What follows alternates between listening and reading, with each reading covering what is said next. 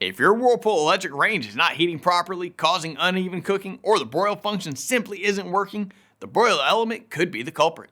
I'm William with AppliancePartsPros.com, and today I'll guide you through testing and replacing the broil element. Don't worry if this is your first time working on appliances. It's easier than you might think. Let's get started.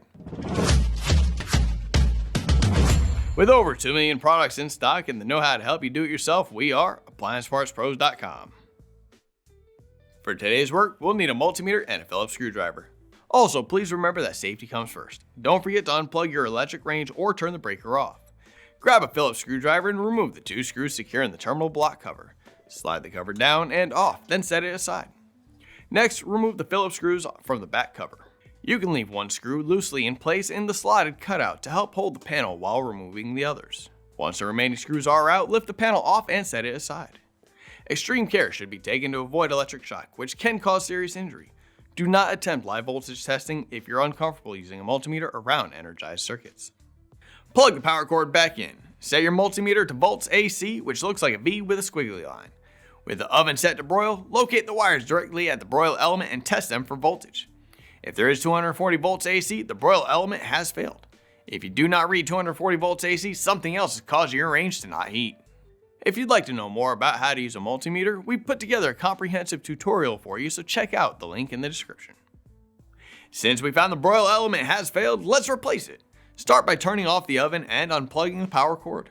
For easier access, remove the oven door and racks. Grab a Phillips screwdriver and remove the mounting screws securing the broil element at the front and rear brackets. Carefully pull the element forward and disconnect the wires. If a wire slips back into the oven wall, don't worry. It can be reconnected after the new element is positioned. Here's the old broil element and here's the new one. If you've already got one, great. If not, you can pick one up at AppliancePartsPros.com. Position the new broil element inside the oven cavity and connect the wires if they are accessible. Slide the element fully into place and secure it to the front and rear brackets with the Phillips screws. If a wire slipped back into the oven wall during removal, you'll need to access it from the rear of the range. Once retrieved, connect it to the element terminals after the element is installed. Reinstall the oven racks and door, then secure the back panel and the terminal block cover. Then plug the range back in. Great job tackling your electric range repair. If your Whirlpool's back to work in order, we'd love to hear how it went in the comments below. And if you find yourself in need of a new broil element, remember you can pick one up at AppliancePartsPros.com. Most orders arrive within just a couple of days. We're glad you chose us to assist with your repair journey, and we're here for any future projects. Thanks for watching, and we'll see you next time.